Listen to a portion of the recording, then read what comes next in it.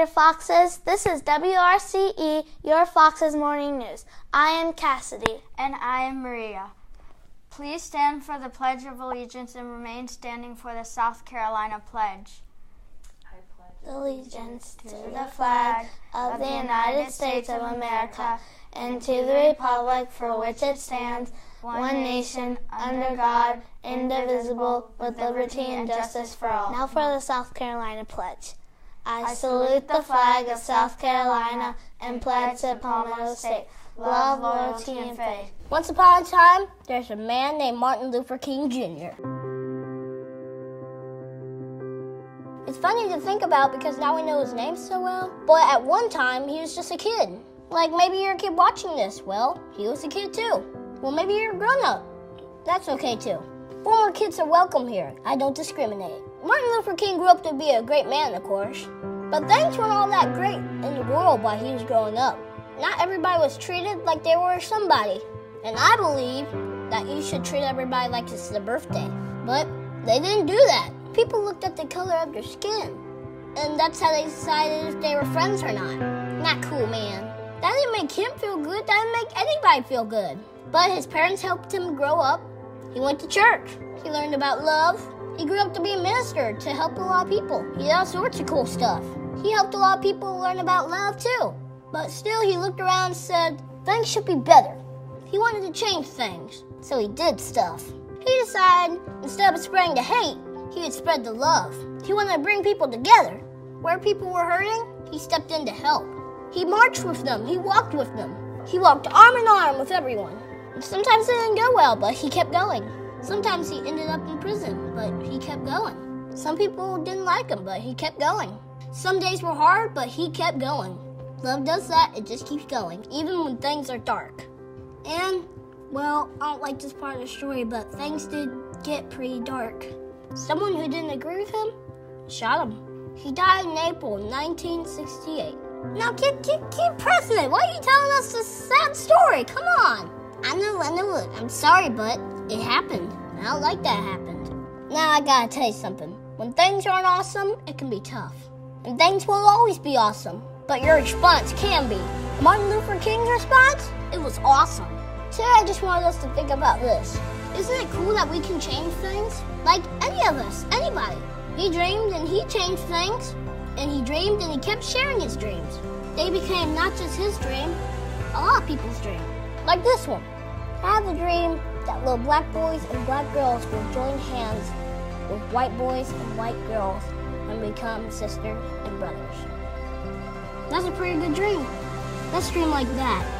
That could change things.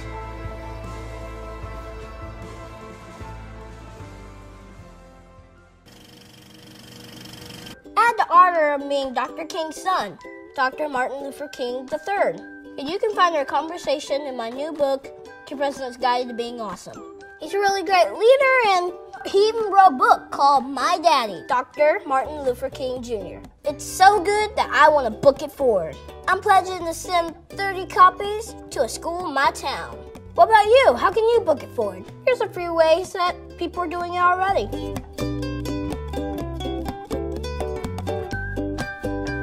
Look at this, it's amazing. It's really cool to see it spread. Thanks, everybody. Thanks for being awesome, people. See you next week.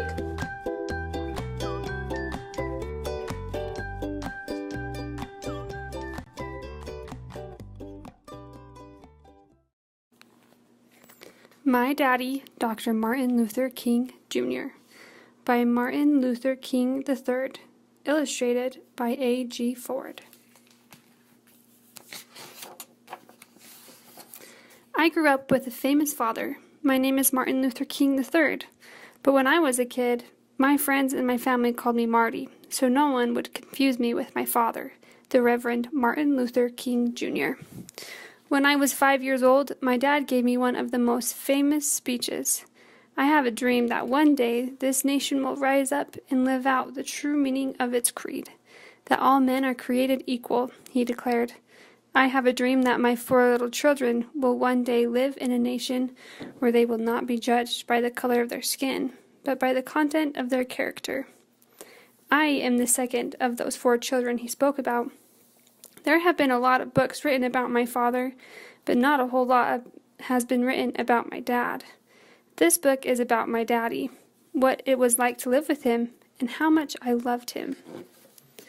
My sister Yolanda, who we called Yoki, and I wanted to go to Funtown more than anything. Well, kids, you know Daddy is working very hard so that you and all children can go to Funtown. But it's not possible today, Daddy would say, maybe next week. But that week never came. You just don't want to take us, Yoki wailed. And finally my mother explained, we were not allowed in Funtown. The rides and the roller coasters were for white people only. That's how it was when I was growing up. My dad fought to change that. At home, though, my father was just Dad. He tossed the football with me, taught me how to shoot hoops, teased me, and played with me. He would lift me up and put me on top of the refrigerator. I imagined swinging from the ceiling fan as if I were flying in my own airplane. Then I would let Daddy catch me as I fell into his arms. Away from home, things were different. I wasn't always easy being the son of Martin Luther King Jr. What's your name? The two other boys asked. I don't remember, I said. I forgot. I knew it was wrong to lie. Why'd you say that, Marty? My mother asked later. You know your name. It's your father's name. I knew. And I knew why I hadn't said my name. Because I was afraid.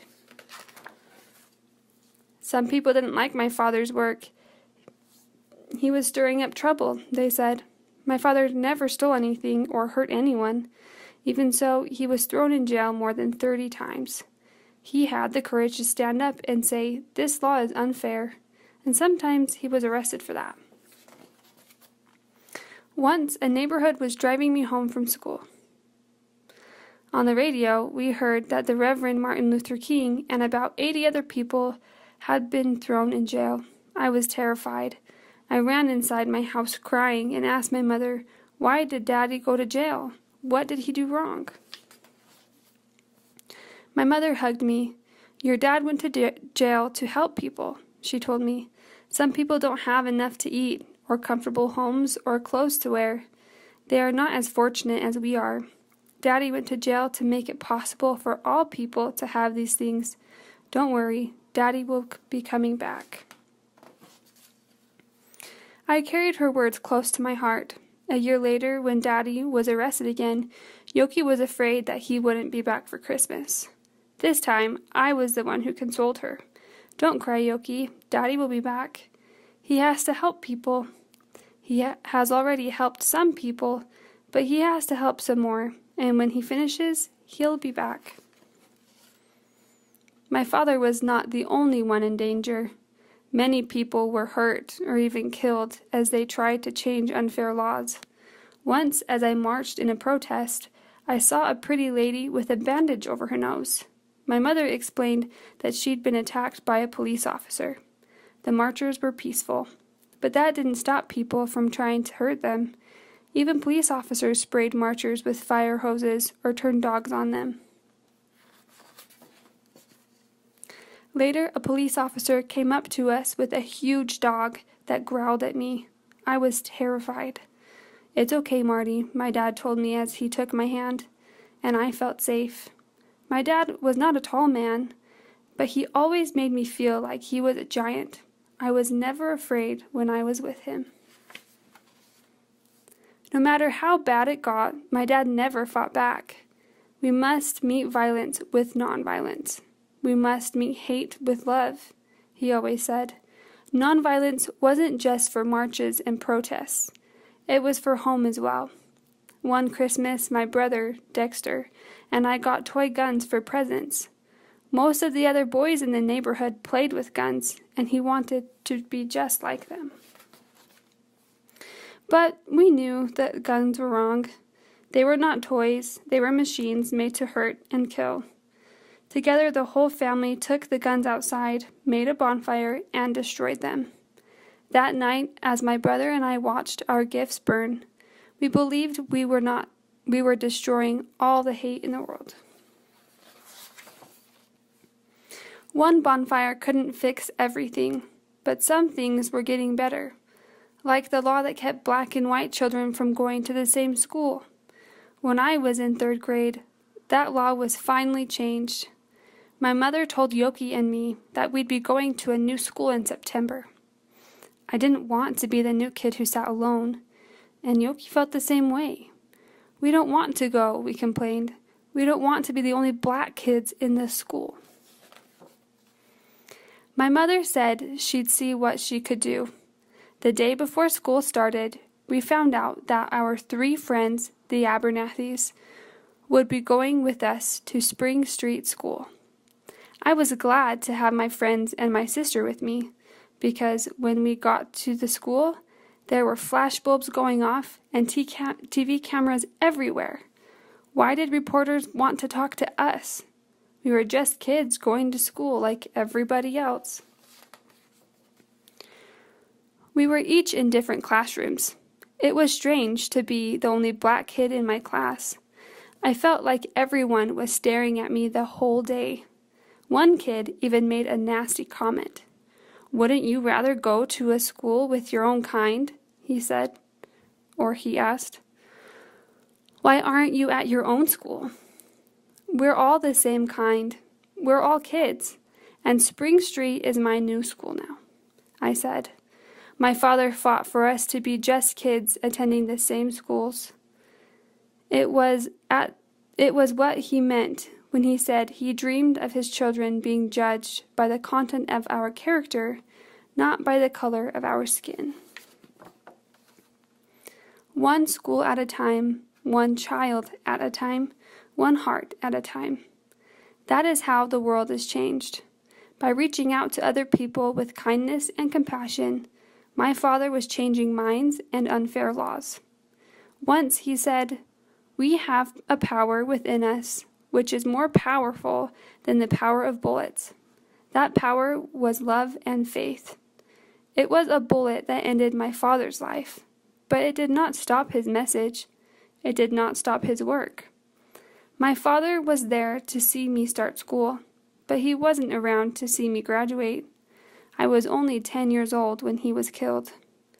I was so young when my dad died, but I'm blessed with the memory of a warm and playful man. And I'm reminded of him everywhere I go. There are streets and churches and schools named for my father in almost every city in the United States. And on the 3rd Monday of every January, we celebrate his birthday, a national holiday. These things honor his memory and keep his spirit alive. We must continue to change minds, as my father did. We must continue my father's work for freedom and equality for all. It wasn't always easy being his son, but I am so proud to be that son, and I am so proud to share his name.